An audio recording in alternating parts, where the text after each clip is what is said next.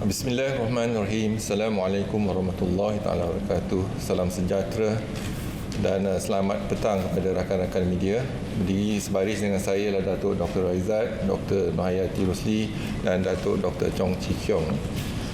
Kementerian Kesihatan Malaysia ingin memaklumkan bahawa terdapat 168 kes yang telah pulih dan dibenarkan discharge daripada ward hari ini.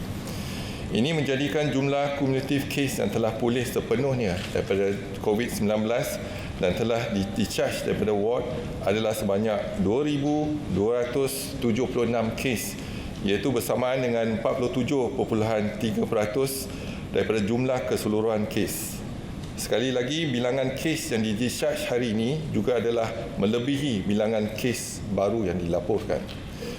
Sehingga 13 April 2020, jam 12.30 hari, terdapat 134 kes baru yang telah dilaporkan. Ini menjadikan jumlah kes positif COVID-19 di Malaysia adalah sebanyak 4,817 kes. Oleh itu, setelah kes kumulatif ditolak dengan kes discharge dan kematian, jumlah kes aktif dengan kebolehjangkitan COVID-19 adalah 2,464 kes dan mereka telah diasingkan dan diberi rawatan di hospital.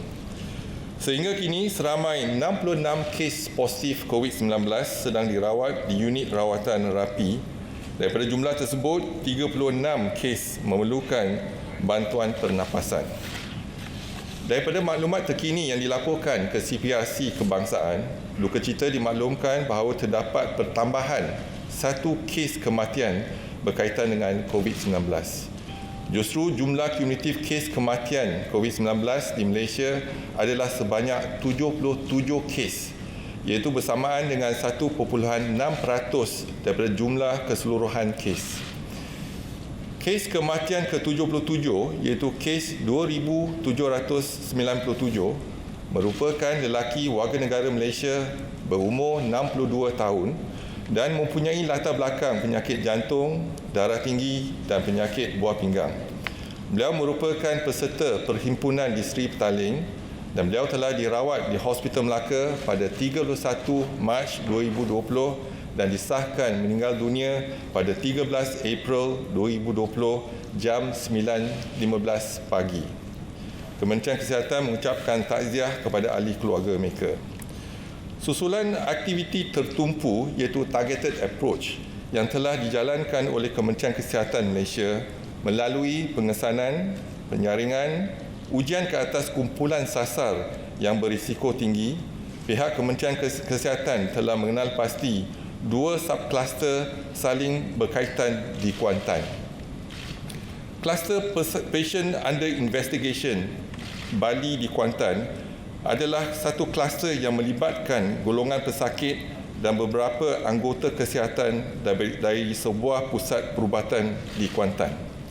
Sehingga 13 April 2020, 20 orang telah dikenal pasti di dalam kluster ini, iaitu 14 orang sedang dirawat di ward Hospital Tengku Ampuan Afzan, Pahang, di mana 2 orang telah sembuh dan 3 orang dirawat di unit rawatan rapi serta seorang telah meninggal dunia, iaitu kes 1,575. Daripada keseluruhan jumlah tersebut, terdapat 3 anggota kesihatan yang terlibat dalam kluster ini.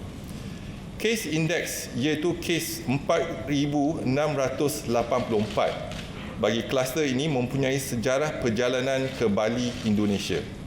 Beliau kemudian dia mempunyai kontak rapat dengan kes 1,575 iaitu abang pada kes indeks.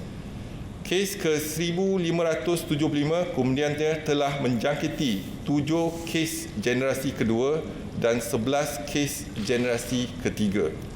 Terdapat 339 kontak rapat yang telah dikenal pasti dan ujian saringan COVID-19 telah dijalankan, termasuk 202 anggota kesihatan. Kementerian Kesihatan ingin menasihatkan rakyat Malaysia agar memainkan peranan masing-masing dalam menangani pandemik ini. Demi kesihatan dan kesejahteraan semua adalah amat penting semua masyarakat patuh kepada perintah kawalan pergerakan di Malaysia. Rakyat Malaysia disarankan untuk duduk di rumah dan amalkan jarak sosial yang selamat, iaitu sekurang-kurangnya 1 meter daripada orang lain. Teruskan amalan kebersihan yang tinggi, misalnya kerap mencuci tangan dengan menggunakan air dan sabun, dan amalkan gaya hidup yang sihat dan pemakanan yang seimbang. Ingin dimaklumkan, statistik kes di kawasan Perintah Kawalan Pergerakan diperketatkan di Kluang. Jumlah kes positif di Kluang ialah 201 kes, iaitu pertambahan 8 kes baru. Bandar Baru Ibrahim Majid ada pertambahan 8 kes tersebut, iaitu 163 kes. Lain-lain lokaliti adalah tiada pertambahan. Pecahan jumlah ikut mukim, Ulu Benut 178 kes, di mana ada pertambahan 8 kes tadi. Kluang 18, Macap 4 dan Nyong 1. Kawasan Hulu Langat, jumlah kes positif Hulu Langat ada pertambahan 24 kes baru dan jumlah dia ialah 420 kes. Kampung Sungai Lui 117, bukan Kampung Sungai Lui 303 kes. Pecahan ikut mukim, Ampang 62 kes, Beranang 11 kes, Ceras 48, Hulu Langat 133 kes, Kajang 155 kes, Semenyih 11 kes. Dan untuk Menara City One, Malayan Mansion dan Selangor Mansion, Menara Plaza City One, jumlah kes positif Menara Plaza City One adalah 39 kes, iaitu pertambahan 8 kes. Untuk Malayan Mansion, jumlah kes positif Malayan Mansion kekal 4 kes. Untuk Selangor Mansion, jumlah kes positif Selangor Mansion adalah 82, iaitu pertambahan 7 kes. Dan untuk maklumat terkini untuk kumpulan risiko tertinggi, iaitu kluster perhimpunan di Masjid Seri Petaling. Setakat ini pensampelan telah diambil, iaitu sebanyak 23,915. Bilangan kes positif ialah 1,850 bersamaan dengan 38% pada keseluruhan kes. Bilangan negatif ialah 19,724 dan bilangan dimasukkan ke ward sekarang ialah 1,861 kes. Mengikut kluster sehingga kini, ingin dimaklumkan kluster kes import daripada Itali di Kuching ada pertambahan 5 kes. Jumlah keseluruhan ialah 50 kes. Kluster persidangan agama di Gereja Kuching kekal jumlah kes 117 kes. Dan untuk kluster kenduri di Bandar Baru Bangi, tiada pertambahan kes, kekal 96 kes. Kluster di Rembau, kekal jumlah kes terkini ialah 53 kes dan jumlah sembuh baru 4 kes. Keseluruhannya 40 kes telah pun sembuh. Dan saya buka kalau ada apa-apa pertanyaan. Any question? Soalan? Assalamualaikum, Datuk DG. Saya ada 4 soalan berkenaan dengan COVID-19 ni. Ada dakwaan dan laporan sebelum ni mengatakan dia punya kesan adalah seperti dengan HIV yang mencecahkan tindak balas sistem pertahanan badan, dan juga ada yang menyebabkan cytokine storm dalam badan pesakit, terutama pada 5% pesakit yang kritikal di ward. Soalan kedua berkenaan dengan sama ada KKM dah ada jumlah berapa kluster, sub-kluster dan juga index case untuk COVID-19 setakat ini, dan jika ada kluster, sub-kluster yang masih belum jelas, boleh terangkan berapa banyak yang masih belum jelas dan usaha KKM untuk track down. Ketiga berkenaan dengan sporadik, sama ada kes sporadik di Malaysia setakat ini, sebab sebelum ni ada dakwaan mengatakan ia berkaitan dengan kes 131 dengan perhimpunan Jemaah Tabligh, dan sebelum ni juga dengan kes ke-26 dengan seorang kenamaan di unit GLC. Soalan yang terakhir berkaitan dengan vaksin dalam negara. Saya difahamkan ada usaha untuk buat vaksin yang digunakan juga sama kepada IBV untuk poultry. Sejauh mana keberkesanan dia dan kepercayaan KKM untuk dapat? Okay, terima kasih. Ada 4 soalan ya. Jadi soalan pertama sama ada penyakit COVID-19 ni bersamaan dengan penyakit HIV. Jadi tak sama. Jadi yang pertama ialah virus yang dikenal pasti ialah coronavirus, iaitu di mana kita lihat ada 7 coronavirus yang menjangkiti manusia. Dan yang kita kenal ialah SARS, contohnya Severe Acute Respiratory Syndrome. Yang kita kenal ialah virus MERS-CoV. Dan ini ialah virus novel yang baru dan menjangkiti. Dan penjangkitan dia ada 2 peringkat. Peringkat yang pertama ialah peringkat infectivity dan peringkat kedua ialah peringkat inflamasi. Jadi kalau kita lihat dalam tindakan kita ialah kita cuba elakkan jangkitan tu, iaitu jangkitan daripada droplets.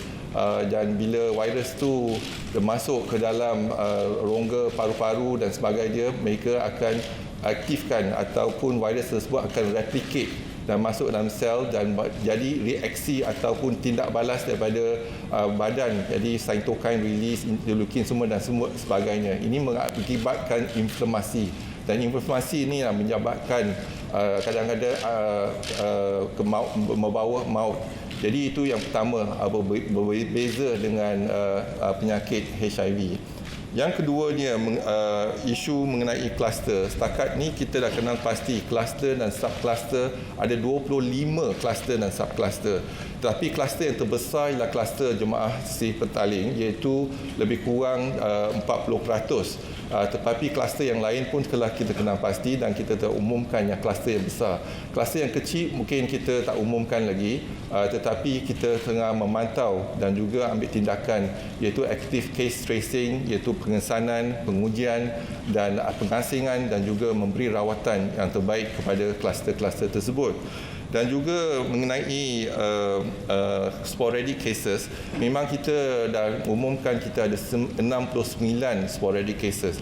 Maksud dia kalau ada sporadic cases yang kita melaksanakan ujian untuk kes-kes AILI di klinik-klinik kita dan kes-kes SARI di ward ataupun di ICU, dan kita telah menjalankan surveillance sejak Januari, dan kes pertambahan 69 kes yang mana kita tidak dapat mengesan punca kes tersebut dijangkiti.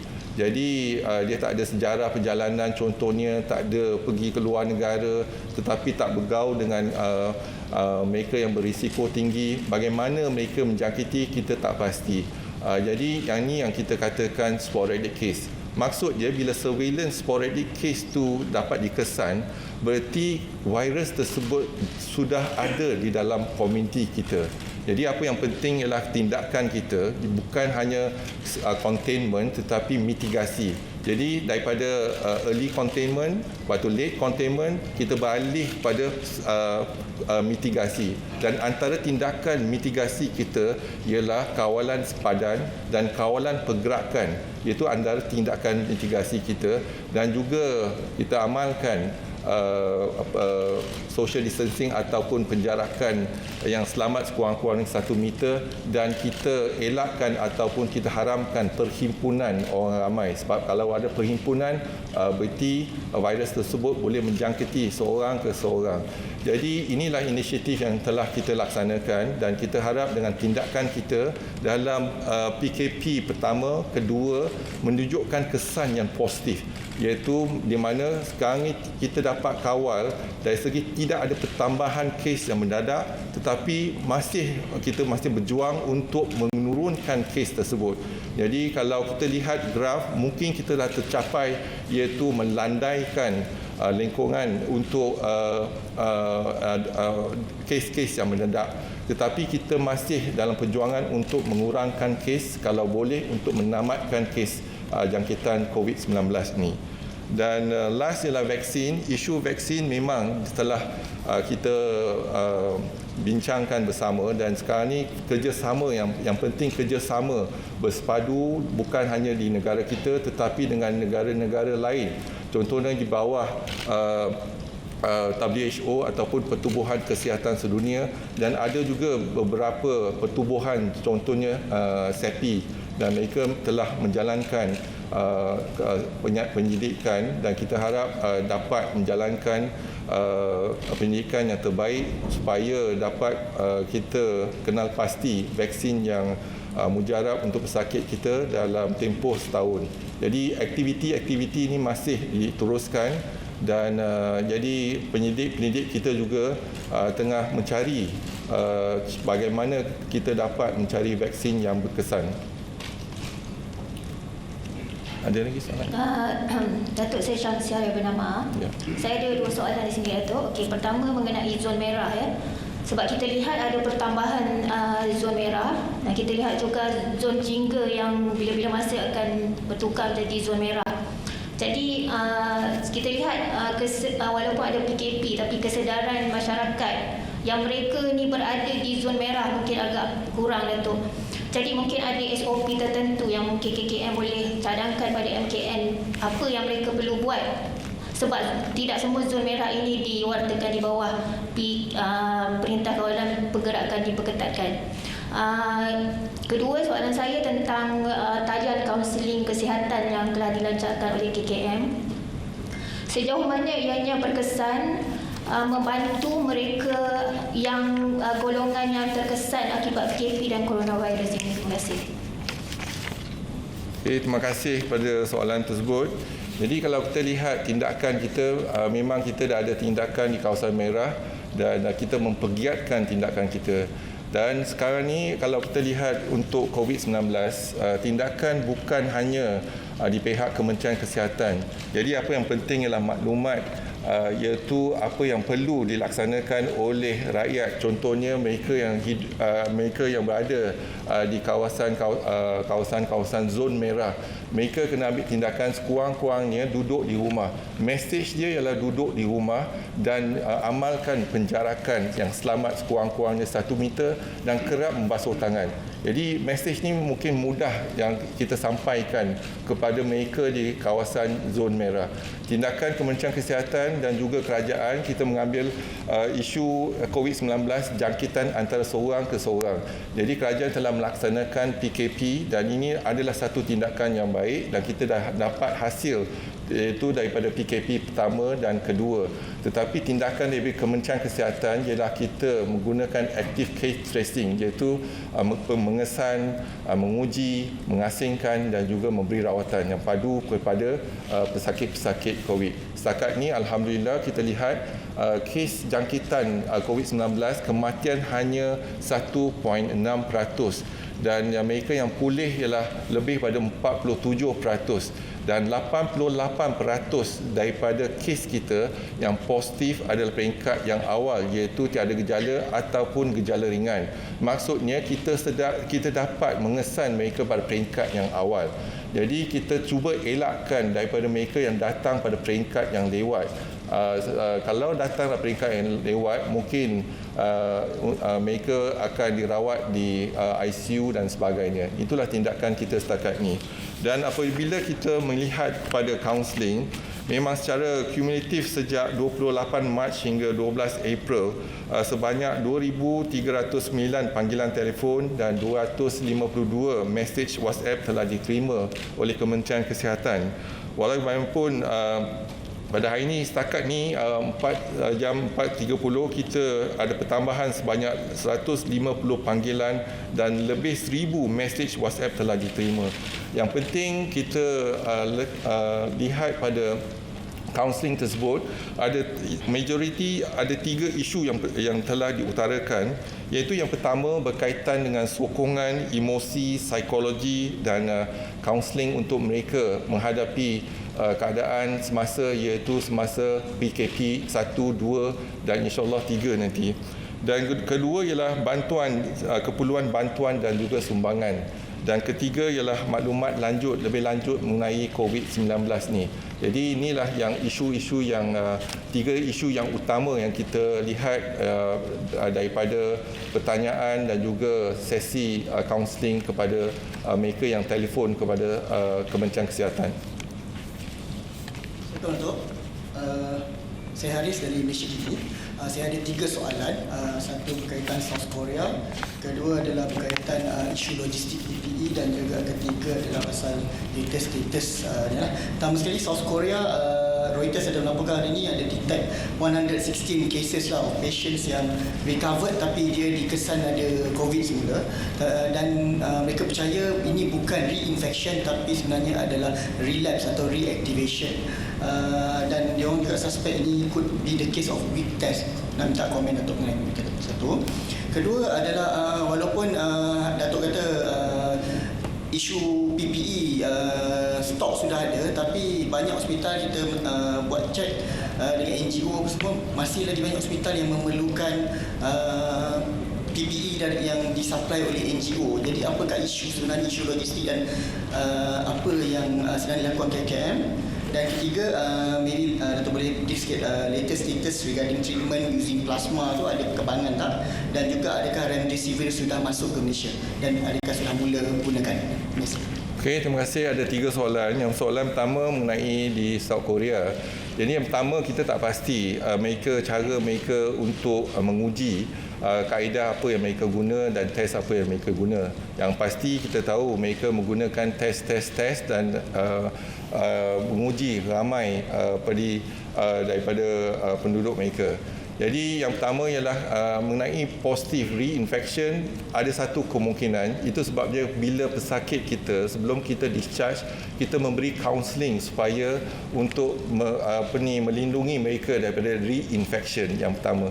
Yang kedua, mungkin ada kalau kita repeat test dia, walaupun dah negatif, repeat test, kadang-kadang dia positif.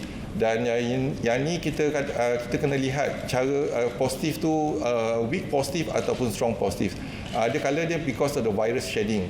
Kita ada 3 case, iaitu sama yang case yang kita dah discharge pada ward kita dan kita hantar pulang balik warga negara Brunei. Apabila sampai di Brunei, dia akan mereka sekali lagi membuat test tersebut, ada positif, dan bila kita berhubung dengan makmal di Brunei, memang a weak positif. Jadi mungkin adalah virus shedding, iaitu virus telah lemah dan juga tengah shedding lah. Jadi masih boleh dapat positif kat situ.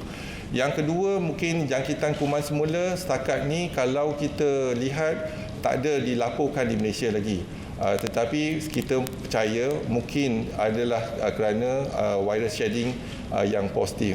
Kemungkinan tu ada, tetapi kalau kemungkinan tu ada, kalau kita lihat kalau positif tu very strong positif dan juga ada exposure balik, mungkin yang tu yang kita kena lihat sama ada kita perlu asingkan. Setakat ni kita tak ada lagi strong positif ataupun reinfection. Sepatutnya selepas mereka dibenarkan pulang dan negatif, mereka telah ada antibody.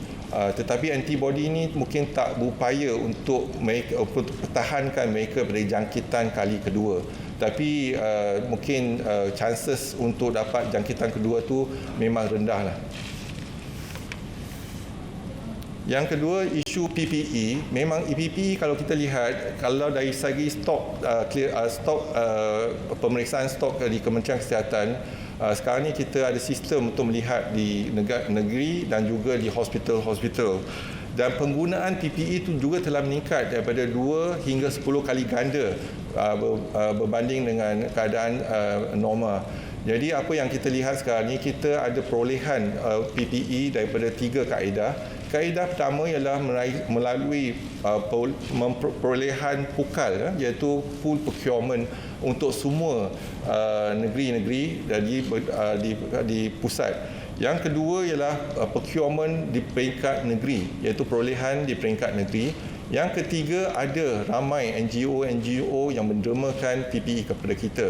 Penggunaan PPE ialah setiap hari kita menggunakan PPE. Berbeza dengan ventilator. Kalau ventilator kita dah cukup, contohnya kita ada 956 ventilator, kita dah cukup, kita tak perlu ada pertambahan ventilator lagi. Tetapi sebab consumable, setiap hari kita menggunakan PPE dengan mungkin 10 kali lebih banyak daripada biasa. Jadi apa yang penting ialah kita kena berterusan untuk mendapatkan PPE daripada perolehan dari pusat ataupun negeri, dan juga kalau NGO nak dermalah PPE kat kita. Jadi kita masih menerima PPE. Setakat ni untuk bertahan PPE kita ada sekurang-kurangnya 2 minggu kita boleh bertahan. Tetapi perolehan masih kita masih mendapat PPE daripada perolehan. Kita akan aturkan pengagihan kepada setiap negeri dan setiap hospital. Yang ketiga ialah isu plasma. Kita ada 12 pesakit dan isu yang tampil ke depan dan kita melalui proses-proses untuk kaunseling dulu dan pastikan mereka tiada penyakit yang berjangkit, bukan hanya COVID saja tetapi penyakit-penyakit yang lain. Kalau penyiasatan semua tak ada masalah, kita akan rujuk mereka ke pusat darah negara dan kita akan ambil darah dan darah tersebut kita akan plasma kita akan hantar ke IMR. IMR akan melakukan kajian dan titration plasma tersebut dan kalau ada keperluan kita akan menggunakan plasma tersebut. Setakat ni baru dari segi penyidikan awal. Jadi kita masih terlalu awal untuk mengatakan plasma tersebut boleh digunakan untuk pesakit kita. Tetapi kalau ada keperluan penggunaan di peringkat hospital, mereka perlukan plasma dan kita boleh titrate dan concentrate antibody dan sebagainya, mungkin kita akan guna untuk pesakit-pesakit kita yang tahap ke-5 contohnya, yang mana memerlukan bantuan pernafasan di ICU.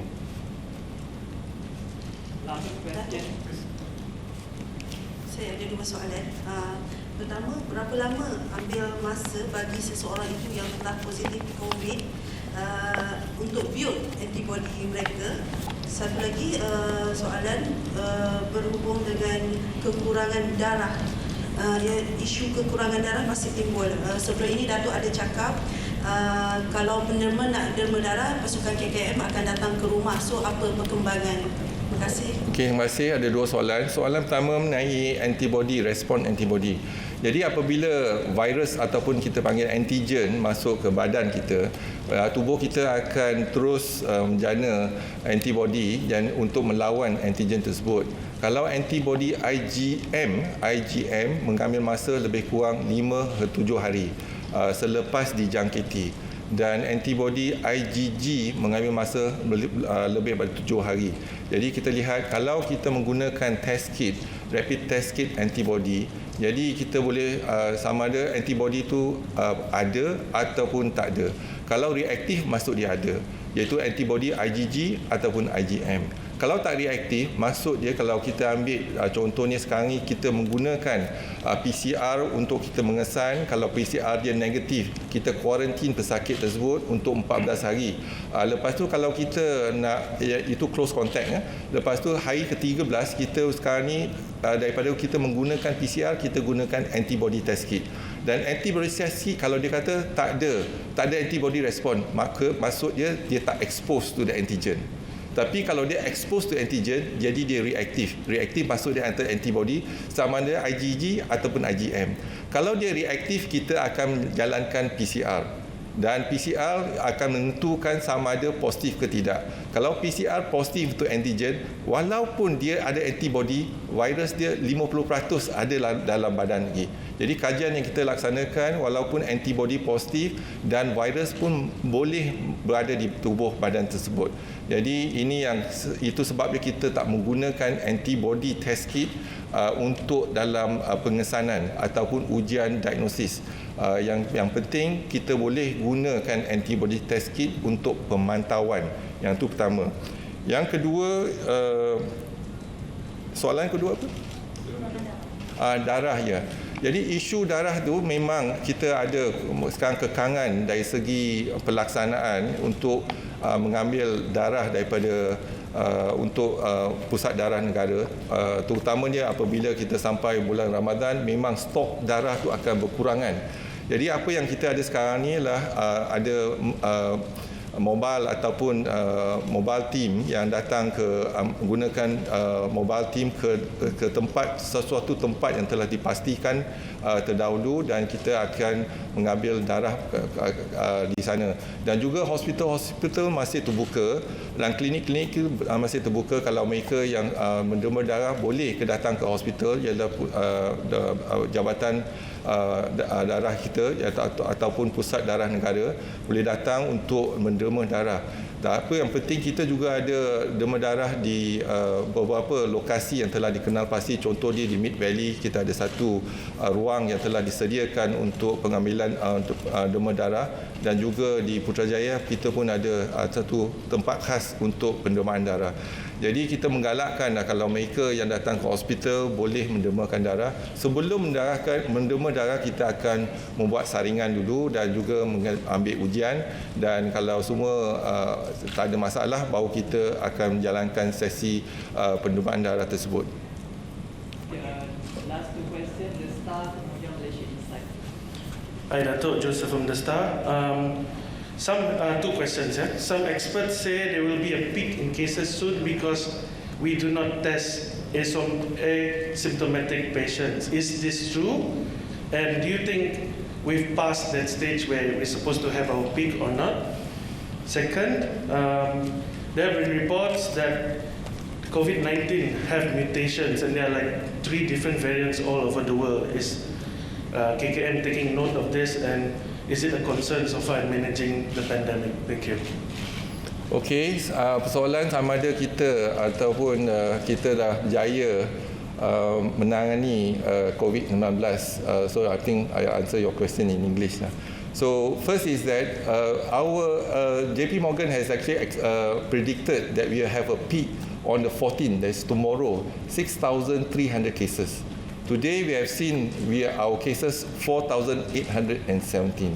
Our target is to have the cases less than 6,300 cases as predicted by JP Morgan.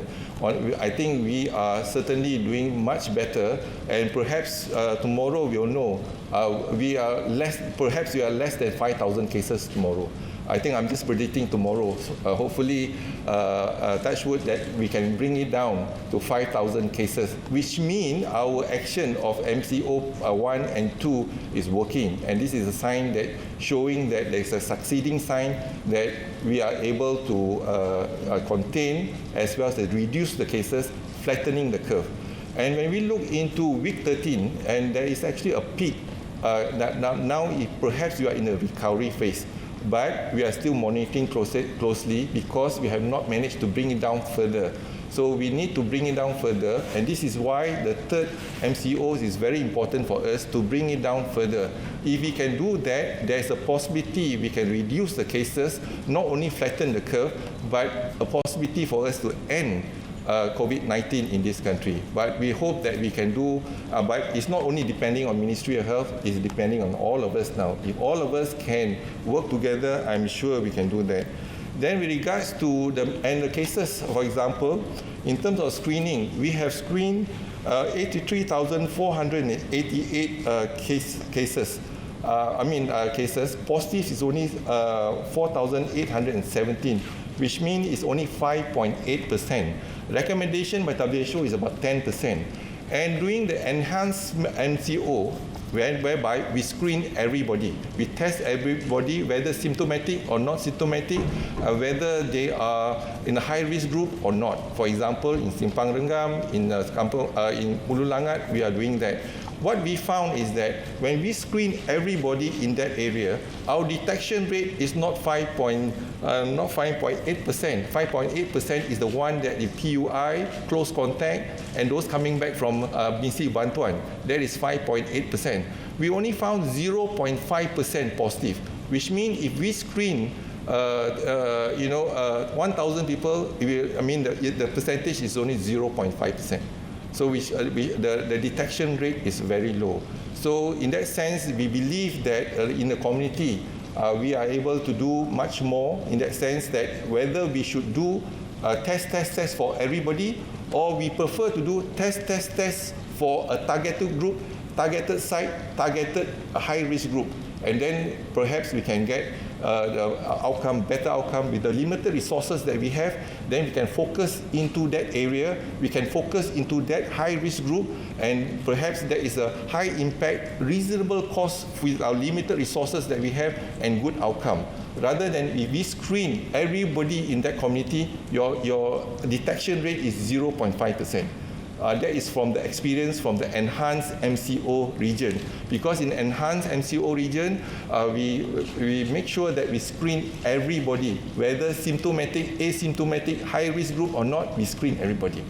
So that is our detection rate. That is the data showing us whether we should embark on test for everybody or focus on the site, focus on the high risk group.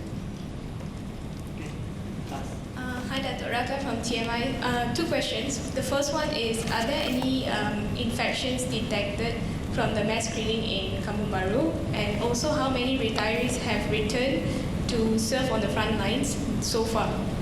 Thanks. Okay, the infection group in Kampung Baru, I think, is still ongoing. So, so far is 23 positive that we have from the Kampung Baru group, and with 1 mortality. And as far as the returnees coming in, so far we have those who have joined us, for example, from the private sector and the public sector. The specialists, for example, so far total 54 staff from COVID ward, and we do have 65 specialists from the private hospital joining us, and nurses, more than 1,000 nurses have joined us, and medical officer as well. So we welcome them because this is short term. So we work with them closely in short term, but we need to see their expertise as well.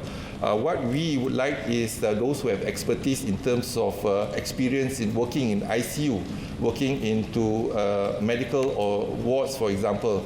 Then we welcome them, we place them in a certain area. Otherwise, those coming back, for example, if GPs and medical officers, we'll place them in our clinic, even in a hospital, a non-COVID area, for example. So the nurses that we have, then we will, experienced nurses that we have, we will place them in our COVID hospital.